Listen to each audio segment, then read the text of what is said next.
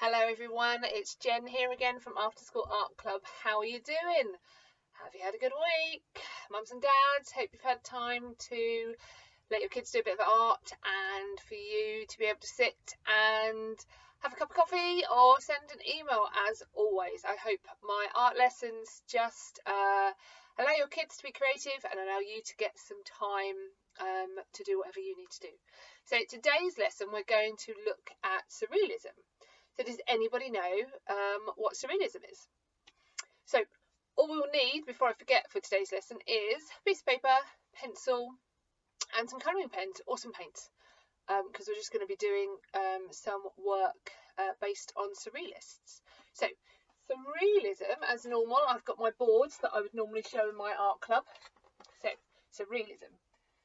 So there was a famous artist called René Magritte. Some of you might have heard of him.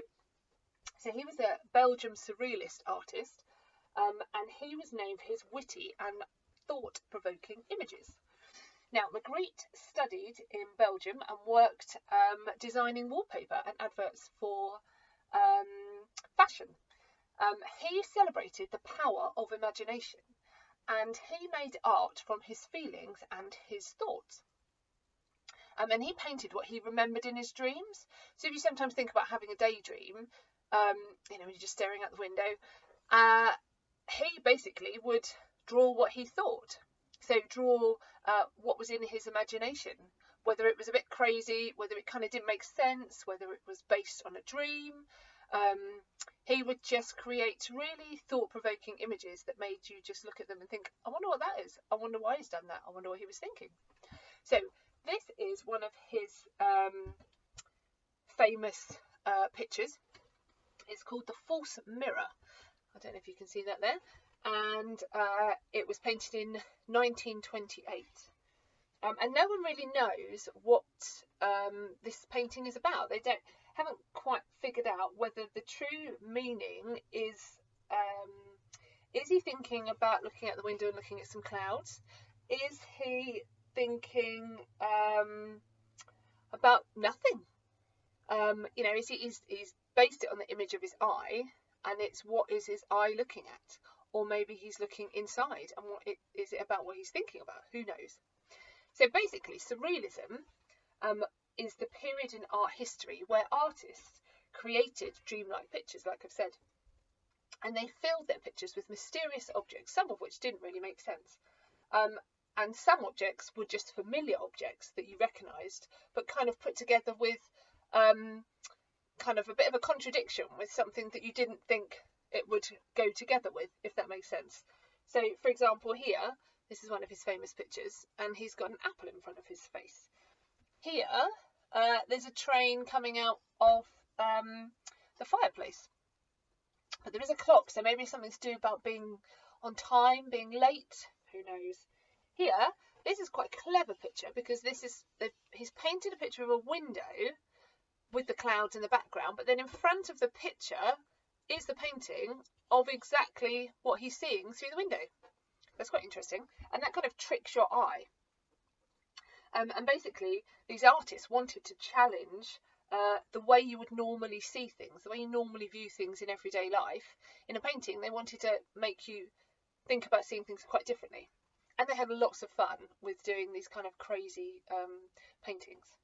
So here's a picture. Here's a silhouette of a dove, for example, and it's a cloudy day, but yet inside the dove, it's like the dove is see-through and it's filled with nice clouds.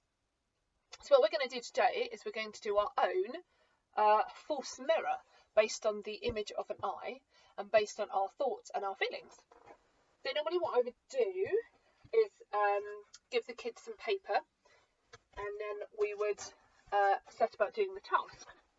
So here are some ideas that we can think about when doing our task. These are based on René Magritte's, the objects that he included in, and shapes that he included in his paintings.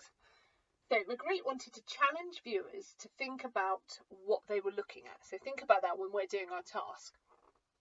And Magritte said, art evokes a mystery without which the world would not exist.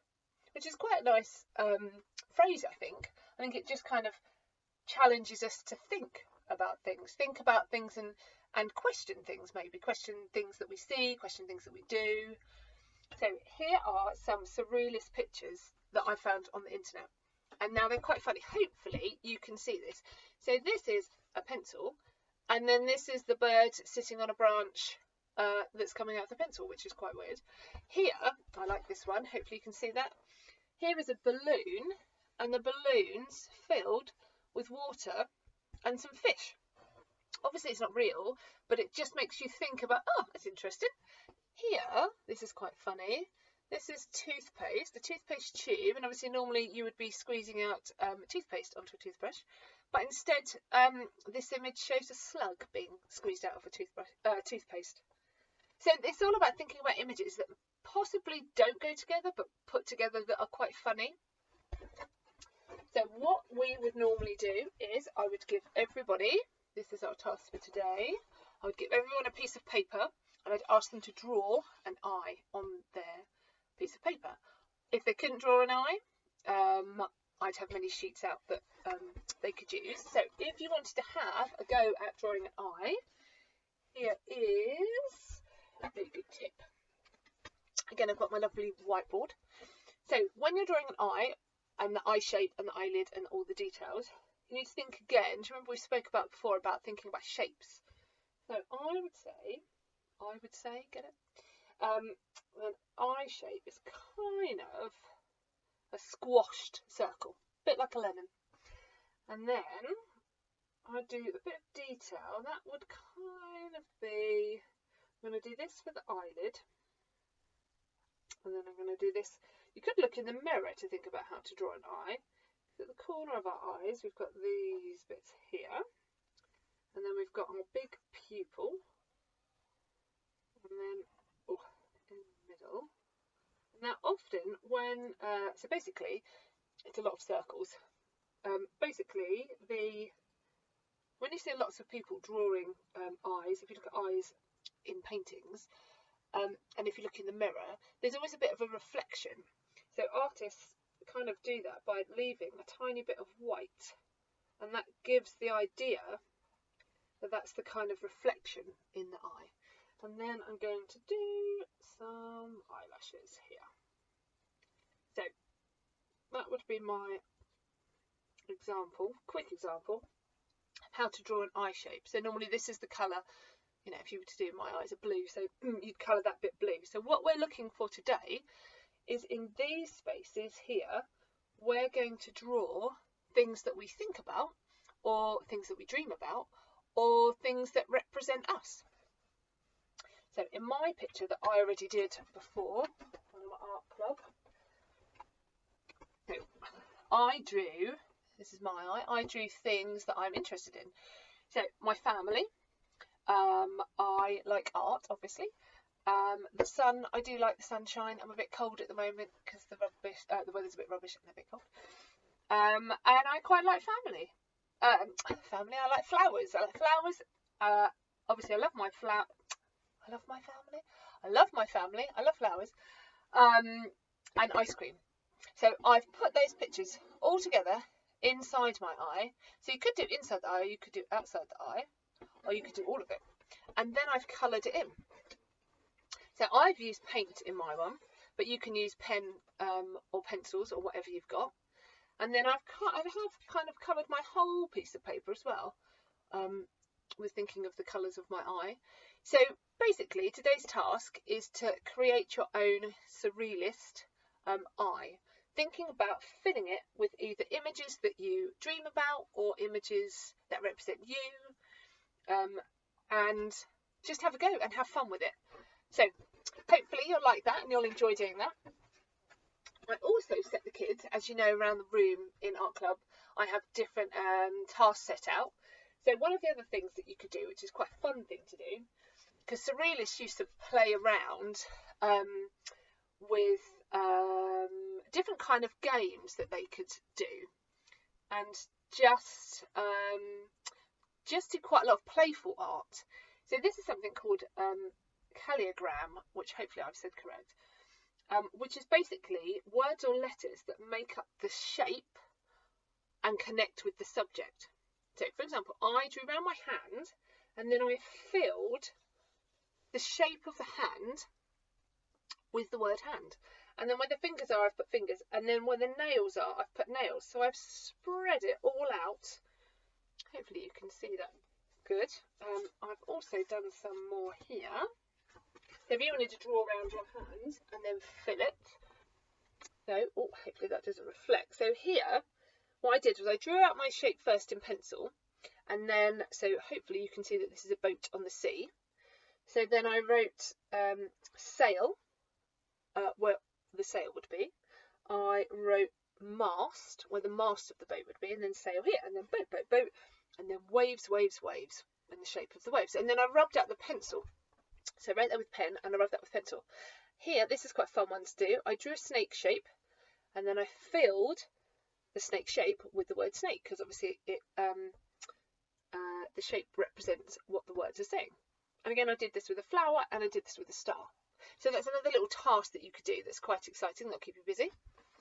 And if you wanted to do, and you've probably all done this before, but this is a game that the Surrealists would play, and it was known as Consequences. It's kind of an old-fashioned game. So you fold up a piece of paper, a bit like a fan. So you get a piece of paper, and then fold it up so it's like a fan. And then you draw on one piece, one edge, and then you give it to somebody else, and they draw on the next. So you start with the head. So you don't show them what you're going to do. You can do any type of head, monster head, anything you like. And then you fold that over so they can't see. So on mine, I've drawn a little neck bit there. Then I'd give somebody this section of paper to draw the body, or the arms, actually the arms, the top part of the body. And then I'd fold it over, give it to somebody else, and I'd maybe do a couple of little lines, and then they'd draw the lower half of the body. And then you'd fold it over again, and then you'd give the last section to somebody to draw the feet. And that would all be folded up, and then because you've been taking it in turns to draw different parts of the body, or different parts of your picture, it will come out, or it could come out, something as silly as this. So here, I did a monster head, then I gave it to somebody else, I folded it over so they couldn't see it, gave it to somebody else, and then they did a nice dress and some arms for the top half of the body. Then they folded that bit up, and they gave only that bit back to me, and I drew some silly wobbly hairy legs, folded that piece up, and then draw some big welly boots. So it's just a fun little game you can play just with somebody else, where you're just folding up paper and you're both taking it in turns to design a creature that is a made-up creature, depending on how you want it to look. So hopefully those have given you a few good examples of some tasks you could do today whilst looking at Surrealism. I hope you've enjoyed it. I hope you have a good week. I'm thinking maybe next week we might look at a bit of still life. So I'll tell you what you need next week for next week's lesson. Have a good week and stay safe. I hope you enjoyed it. Thanks for watching. Bye.